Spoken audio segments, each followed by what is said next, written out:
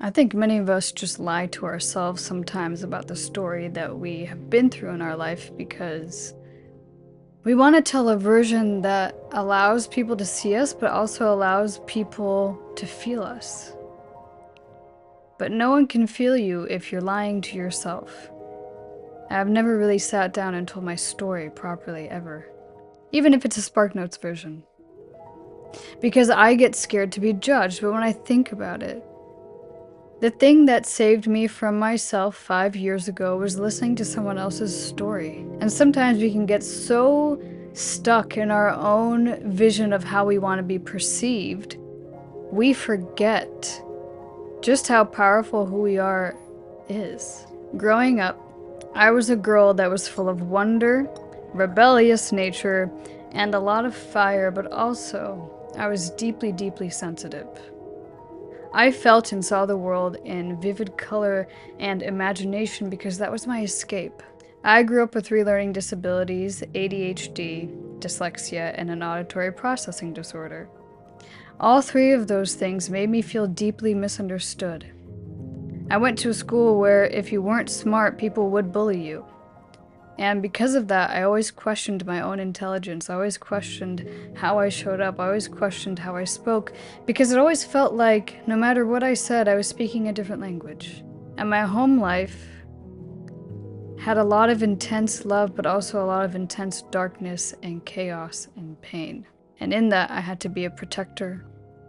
I had to be a friend. I had to be a parent. But I was none of those things for myself, so I always yearned for someone to save me. Instead, I ended up developing a lot of depression around 13. And then one day, my grandmother came to visit, and my depression had gotten pretty bad, and I had my first suicide attempt, and I wrote each one of my family members a letter saying goodbye to them, and I had saved them and hid them in my clothes in my closet, and my grandmother found it. And that's how my family found out that I was struggling. And after they found out, they tried to get me some help, and my grandmother gave me a journal. And she had told me to start writing about my feelings. She was like, write about whatever you want to write about. And I did. My writing started with expressing my feelings, but then it transformed into short stories. It transformed into poetry.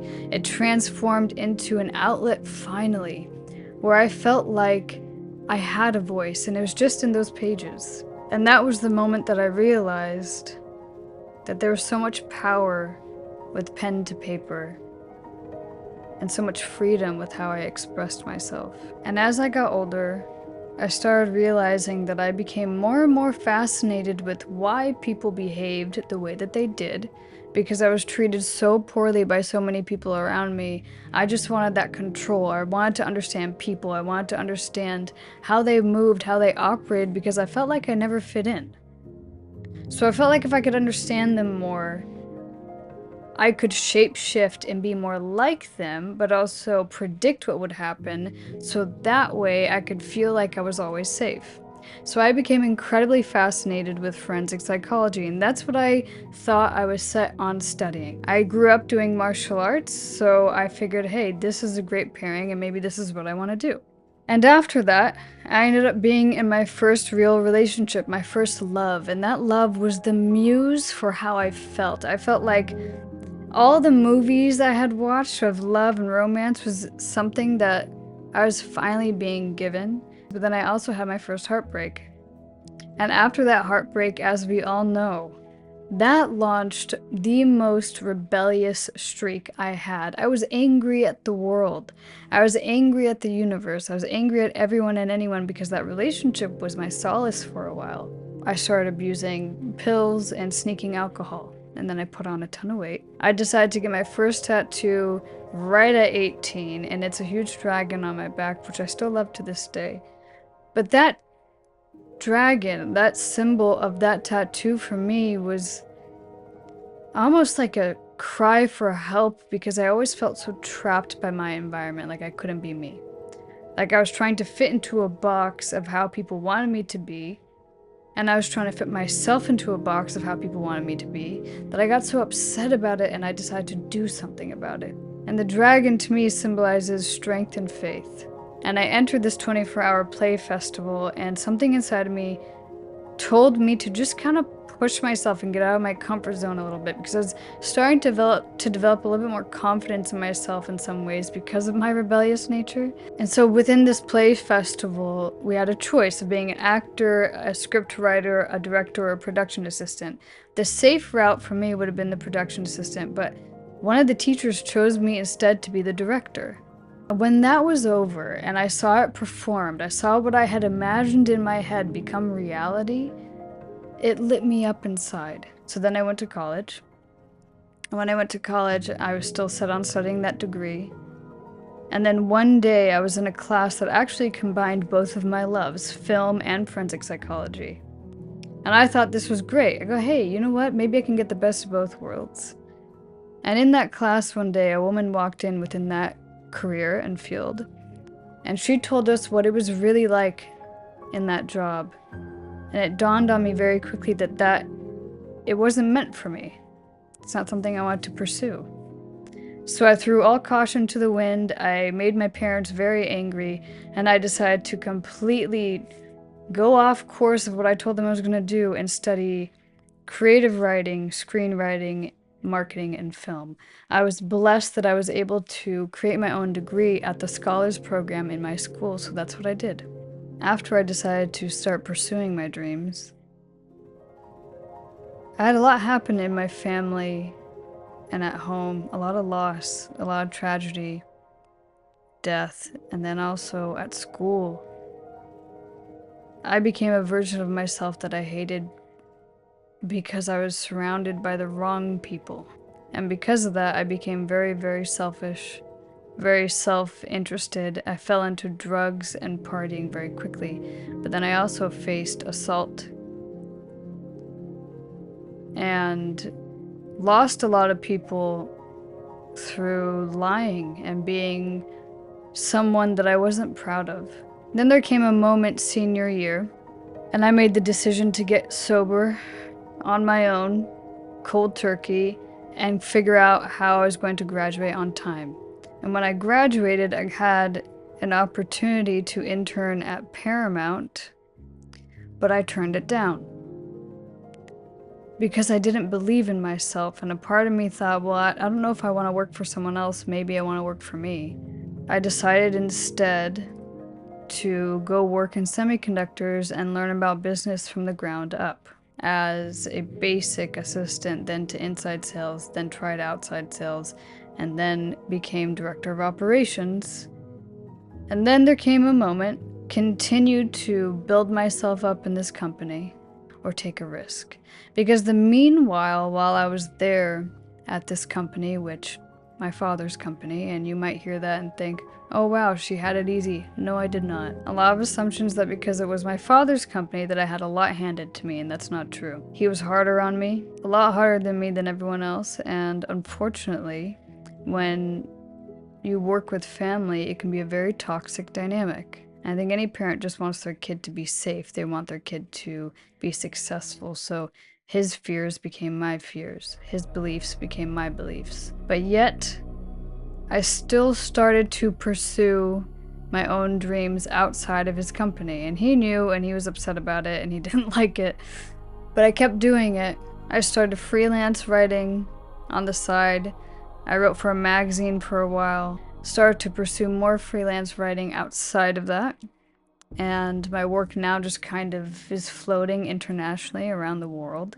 However, while all of this was going on in my career, personally, I had survived my first abusive relationship with an alcoholic, and then I was in a second abusive relationship with someone who was very physically abusive. And then on top of that, my depression was coming back in waves. And then I ended up in a beautiful relationship with someone who really loved me. But it didn't stop my depression. And in 2019, my depression came back, but it came back harder because I had suppressed so much. And on July 4th of 2019, I had tried to take my own life, and my little brother saved me. And after that moment, I went to go get help at this wonderful place called Onsite in Nashville, Tennessee, which saved my life, because there I finally came home to the spark inside of me that allowed me to be me. I came home to who I was outside of the noise of all the trauma that I had been through. And from me going through that moment with my family, it woke my family up to how bad my mental health really was, how bad my addiction really was, all the trauma that I had been through. They didn't really know about half of it at all because I never told them. And it was a heartbreaking moment for me to tell them about that. And some of them still don't want to believe half the things I went through, and that's okay. Because it's hard to hear the pain that someone we love and care about goes through. And then after I came back from Onsite, I decided to start a blog called Beautifully Broken, which is how this whole platform started. I started writing about what I had been through and how I was overcoming my depression and PTSD completely holistically. And it served as a way for me to tell my story to help other people, and that blog took off like wildfire. And then one day someone told me to turn it into a YouTube channel, and I tried that, and that took off. And then from the YouTube channel, I created my podcast. My podcast was called Beautifully Broken at first, but then as I healed, it transitioned to Proper Madness. And Proper Madness has served as such a beautiful platform for me to connect with so many amazing people around the world that are telling their stories of adversity and what they've been through and how it can help someone else.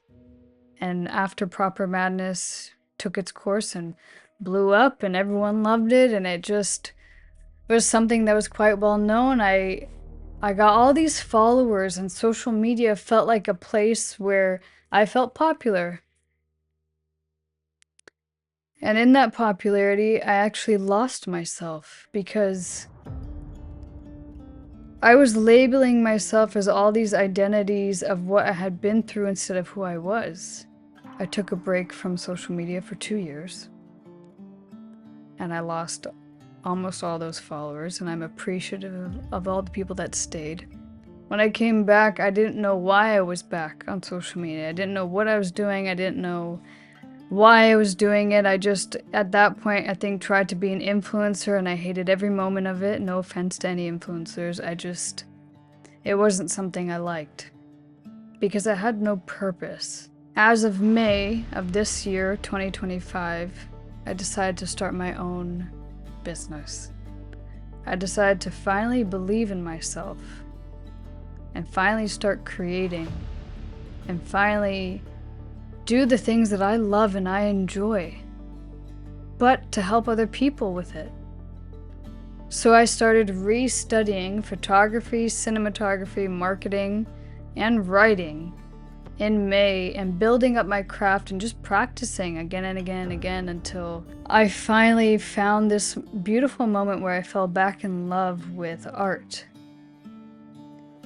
And so it started as photos and videos and doing that for other people, and the shape behind it of how I help others I never really knew until I hosted my first workshop a week and a half ago, where it opened my eyes to why I'm here.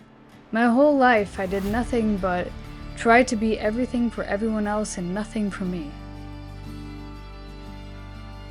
My whole life I listened to what other people wanted and thought about me, not what I thought about me.